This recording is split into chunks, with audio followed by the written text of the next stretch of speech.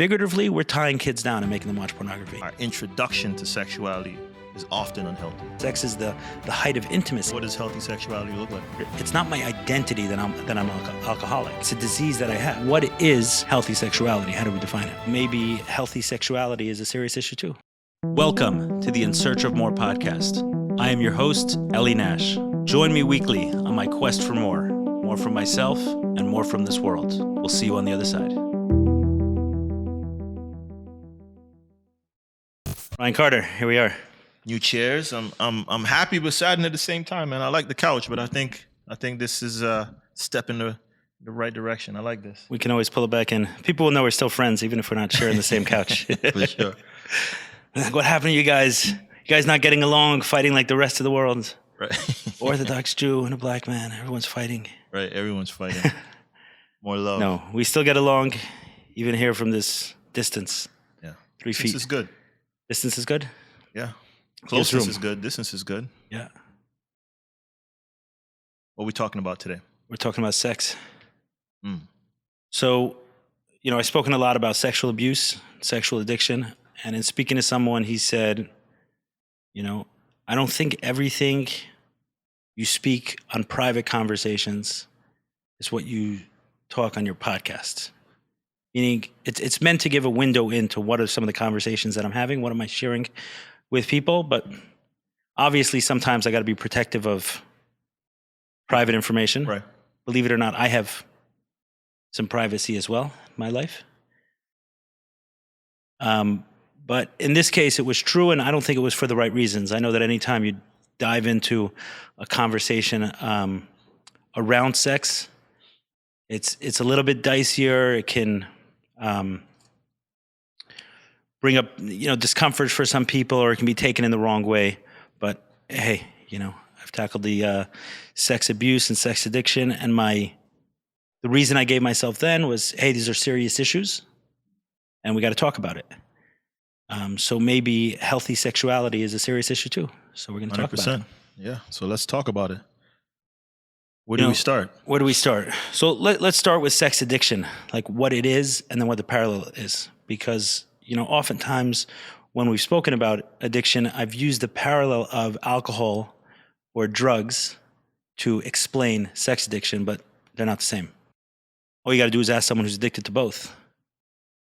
And there's something different about developing, instead of using the word addiction, let's use the word having a healthy relationship with this, whatever it is. Okay. Right. So you can have a healthy or unhealthy relationship with an individual. Someone can have a healthy or unhealthy relationship with alcohol. Someone can have a healthy or unhealthy relationship with sex.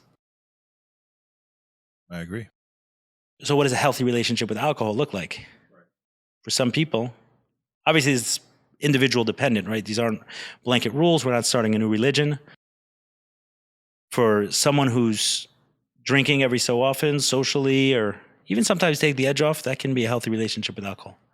They have a healthy relationship with alcohol. For another person, because of how unhealthy the relationship got, they say the healthiest relationship I can have with alcohol is to detach from it completely. Right. If someone said that with sex, what would we think about such a person? Yeah, like they're out of control. Like just for no sex. No sex. Those zero. are the options. Like I have a sex addiction. Right. So I've decided to have no sex, never. Certainly an unhealthy relationship, right? Because there's no balance there. Exactly. And we need a balance in that. So we're not looking, with alcohol, we're looking to go, the goal is, at least through the 12-step model, is to go to none of the substance, none of the alcohol, right? Zero. Mm-hmm. Sex is more comparable to a food addiction. If someone's overeating, you say, okay, how am I going to help this person develop a healthy relationship? Right, because you need food. With the food. You need food. Very much like sex. And if someone's not eating food, you wouldn't say you would say they have still have an unhealthy relationship with food. Right. I mean, we categorize the same way. Right. And even within AA, I don't want to take that away. Someone can have an unhealthy relationship with alcohol, even not drinking. It's just a little bit clearer. The boundaries are a little bit clearer. Where I'm trying to get to a state where I'm not putting any alcohol in my body, any cocaine in my body, any heroin in my body, right? That's the goal. Whereas if I say the same thing with sex, then that's unhealthy. If I say the same thing with food, that's unhealthy. So what is healthy sexuality? How do we define it? Right. And before you even get to that, I got a question that just came up because I've heard like addiction, for example, categorized as a disease. Certainly certain food addictions, right? On either side of that spectrum, I've heard it categorized as a disease also. Is it the same with sex addiction? Would you, or is it categorized as a disease, or is it more behavioral, I guess? What's the purpose of categorizing it as a disease? I don't have the answer to that. So But I know I've heard like alcoholism is like a disease. So I think the model for that, what are they trying to convey? Like, what does it mean, a disease? We don't have a perfect definition of disease. What we're trying to say with that, my understanding of it, is I'm detaching it from this person in some way. This is a disease that I have. I am not even though people use the word, it's not my identity that I'm alcoholic. Right. It's a disease that I have. Right. I'm not cancer. I have cancer, God forbid. Right. Right. That's right. A big difference between the two. Got it. And I don't have cancer. I was using that too. Right. Right. And is that the same with sex? How is it? Is it categorized at all, or is it just so an for addiction? that purpose? Yeah, you would use it the same way. You know, Gabor Mate, who I interviewed a little while ago, doesn't like the disease model, and he prefers looking at it as childhood trauma and a reaction to childhood trauma, and not only a perfectly appropriate reaction to childhood trauma, Right. if I understand him correctly, that has undone its usefulness. Now it's around too long, but at that time, that's what someone should have done, right? A normal reaction to an abnormal situation is abnormal. If a child is being beat up every single day and he's walking around as if everything is okay, that doesn't make any sense. They're going to develop something in order to cope with certain needs not being met, and they're going to meet it in ways that are beneficial in the short term, but in the long term detrimental. And hopefully in the long term, they get into a situation that they no longer have this. Got it. So what does healthy sexuality look like? Okay, so I'll give you my understanding of it. I share this with others. It's not these are not religion. These are suggestions. These are ideas. These are frameworks that have helped me as I've endeavored to get to that place. Okay, so clearly there's no 100%. There's an ideal. Meaning we can paint an ideal, but we're all along that spectrum. So I'm going to paint an ideal that no one's reaching 100% of that, but are we at 0%? Are we at 90%? Are we at 99%? Some people are at different places along this, but we can define the ideal. So the way I understand it, the way I've understood it for myself, and kind of the goal that I've worked through is as follows. Let's use kind of the different elements of sex, right? Or different elements of a sexual relationship. For example, kissing, right? What is that? So it could be two things. It can either be I'm doing this because I feel pleasure when I do it, or the other is that I'm doing this because I feel a certain way towards a person, and the only way that I can express this emotion is through a kiss. It's much different. An emotional an expression of an emotion. An expression of an emotion that can really only be conveyed this way. Right. Some people, you feel a certain way, you haven't seen them in a long time, you meet them and you give them a big hug. What is that? It's an expression of emotion that words couldn't quite convey that emotion. And it's an expression. It's taking something from inside outside. I'm expressing this. And this one cannot be expressed in words. It needs lips connecting. And as that goes, there are different forms of expression that get created. When you talk about sex itself, sex is the height of intimacy, the height of closeness. One person literally entering another person's body. I want to be so close to this person, I want to be inside them. Another person saying, I want to be so close to this person, I want them inside me. Right. That's an expression of, maybe we're past the point of emotion. It's an expression of something that internal that now is being matched on the external. Right. Right. So the word healing, Gabor Mate taught me this in our interview, comes from the word whole. So if I said, in terms of a sexual experience, is it whole? What I mean, is it whole? Is it integrated within you on all levels? If someone is not feeling that, but they're expressing that, so they're kissing someone that they don't feel that way towards, they're inside someone that they don't really want to be that connected to, they're simply there for the pleasure, then that's not healthy, that's not whole. There's something disintegrated about it, something disconnected about this experience. I don't think every sexual experience warrants the same level of intimacy, meaning sex with your wife versus when you're single, casual sex. At some point, do we make the distinction? What is casual sex?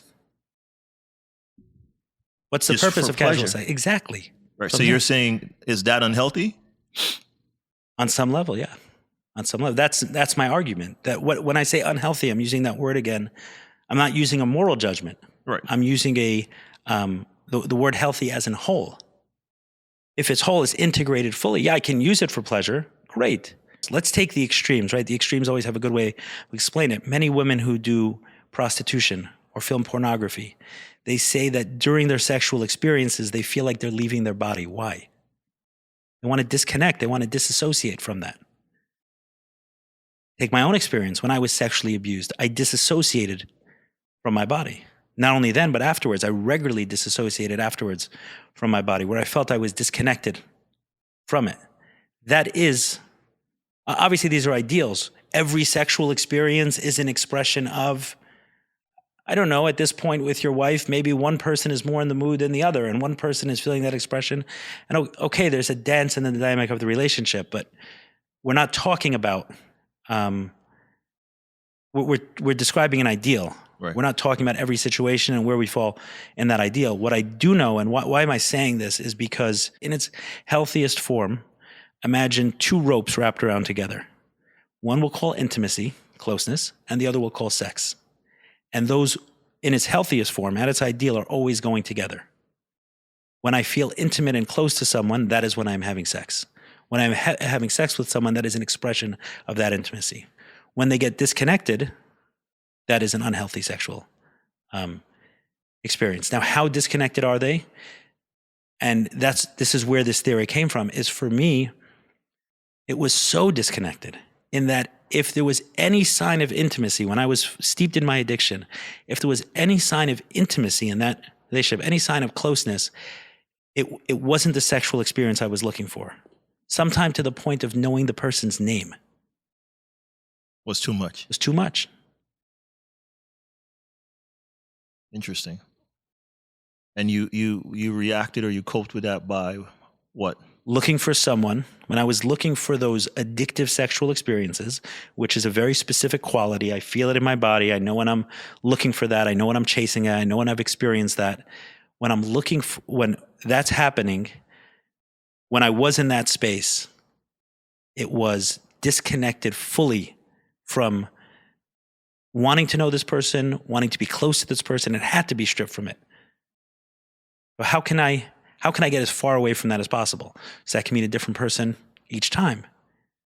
That can mean paying for it creates a disconnection in some way. Hey, this is a business transaction. This is not, I don't like you and you don't like me. We may go into that for a little dance in the middle, but we're not taking any interest in each other. And even when that does happen, it's there just to create a make-believe scenario that I don't want to go back to the next time. So in that little trance that I'm in, the addictive trance, yeah, I'll pretend to care about someone. I'll pretend to go to know them. I'll pretend to be interested. I'm not necessarily not knowing their name through the course of the interaction, but let's say I saw that same person again and I knew their name from last time, too much for me. And I've had those experiences and they were felt experiences. And I was like, what is that?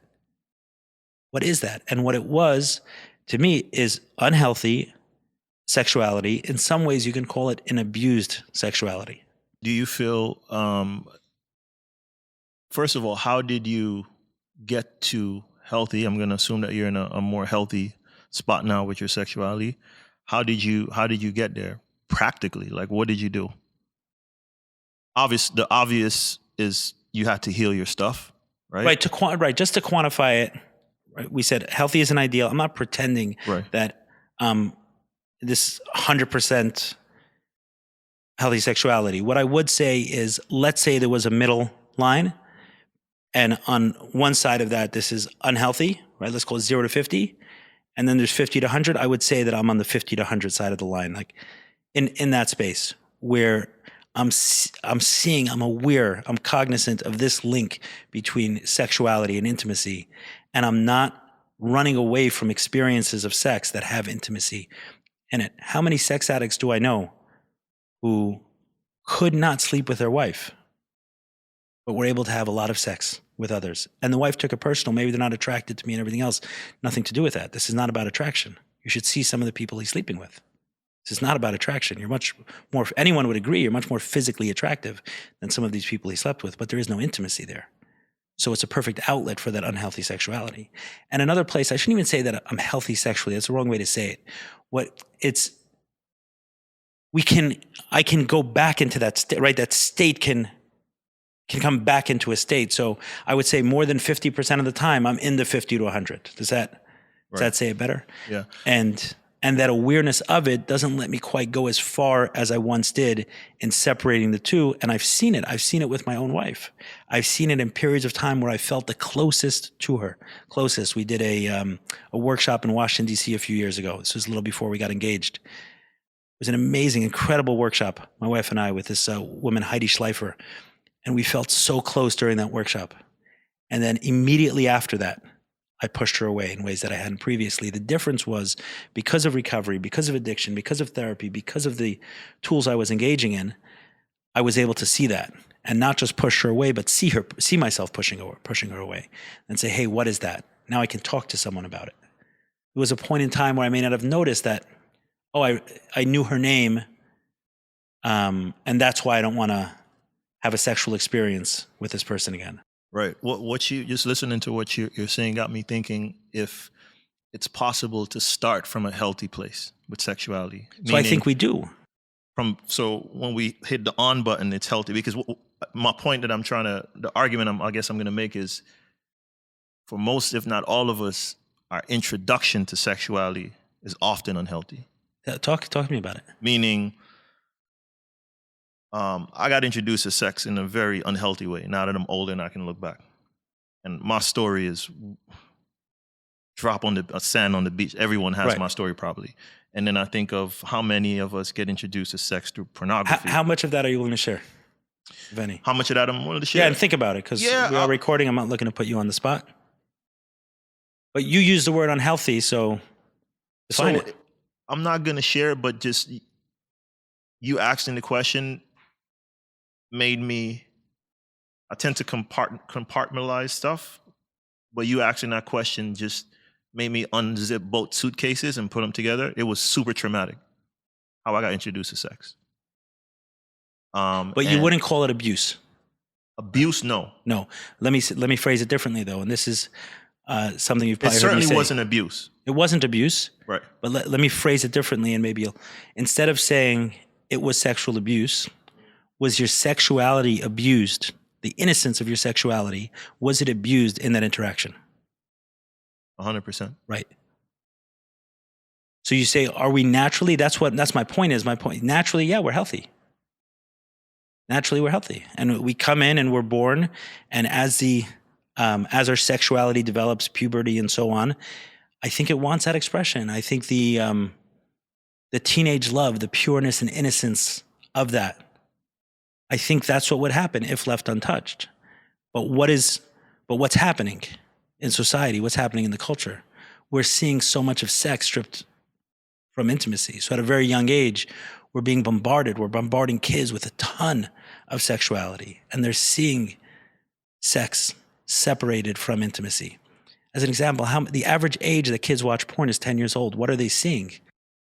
Crazy. What are they seeing? And what is that doing to them? So were they sexually abused? No, weren't sexually abused. But if I told you someone tied a 10-year-old down and said you must watch pornography, right? Are they sexually abused? Yeah, sure. Certainly their sexuality is abused. Sexuality is certainly abused. Okay. Figuratively, we're tying kids down and making them watch pornography. We're just not doing it with ropes. We're doing it with Social media. social media. You must be on this thing. I can tell you for myself, I use Instagram sporadically for this podcast. It's tough for me. Right. It knows way too much The about me. algorithm is insane. Nuts. And it's like I'm there and boom, there's Right. a picture I don't want to see. And I'm like, okay, I got to delete this. But I want to sit there and post this. And I struggle with that back and forth. Am I or am I not on Instagram? I'm 37 years old with a lot of awareness around the subject. What is a 10, 11, 12, 13-year-old doing with that? I think, of course, it's going to pull their eyes. Of course, it's going to pull their attention. And then you go down that rabbit hole. Where does it take you? Into a world of sex stripped from intimacy, sex without it. Right. And then you say that's what they're acting out. Look, naturally, kids are going into that or entering it for pleasure. I don't think that would happen. There's nothing natural about these circumstances we've set up. Right. And I think, just to piggyback on that, I think about sexuality and just the intenseness of that emotion that's expressed through sexuality, that it makes it as strong as it is an emotion is as easy as it is to be hijacked, because Exactly. it's the biggest fire in the room. So anyone that's looking to abuse someone's sexuality, it's you know exactly where to pour the water. Because like I think of even like some of these, like my kid, I try to monitor his YouTube usage as much as possible. But like I go there, and as an adult, like I see like just some of the stuff they're even wearing, like the suggestiveness, and it's like it's so easy to hijack that feeling. Correct. And you won't even know it, right? Like, but then you fast forward and you end up in an unhealthy place, and you wonder why nothing stands out that happened, right? You weren't necessarily abused, or you didn't have like a crazy experience, but yeah, for sure, at some point, your sexuality got hijacked and got abused. So yeah, that's Yeah, a and we'll very talk interesting about that perspective, in a separate conversation, maybe the next one, about sexual abuse and what is sexual abuse. But this is something that I've expressed to myself, expressed to many others. As I said at the beginning, this is a conversation that I may have that previously I had with someone, many people, privately. What is healthy sexuality? What are we going for? When we're in recovery from sexual addiction, what is the goal? The goal is amazing sex with someone you really, really care about and feel close to. That is the goal. That is healthy sexuality. That is the destination. We're not looking to get into recovery from sexual addiction and have no sex life and have a bad sex life. No. In that place, in that space, that is where, to me, that's where the best sex is possible. When we're fully there in every dimension. That it's not only our physical desire that's putting us here, our emotional desire we're here as well. We want to be here on every single dimension. And it's good for us at the end of the experience. How many sexual experiences, I know I've had many in my life that I felt bad afterwards. But then these sexual experiences that I'm talking about, right? Once, you feel amazing. You feel that much closer. Yeah, it's amazing. And that's what we're talking about whole. It's whole throughout. That's what I mean by healthy sexuality. Sexuality that's amazing before, during, and after. Where addictive sex sucks before, because you can't think. Your mind is racing. You can't focus on anything else. During, it's good at the beginning. It's pleasurable. But that gets shorter and shorter through the addictive cycle. And afterwards, it just absolutely sucks. I'm sure a lot of people can, they have that. I'm thinking about that after feeling, like immediately it's like, why did I do that? Right. So what I'm saying is that sex at its core wants to be wrapped up like this, like two strings tied together with intimacy. And where there's one, there's the other. Like sex is always coming along with intimacy. It doesn't mean every time there's intimacy, there's sex, but every time there's sex, there's intimacy that's coming along with it. That's in its healthiest form. Yeah. And what sexual abuse is stripping those two and making it separated.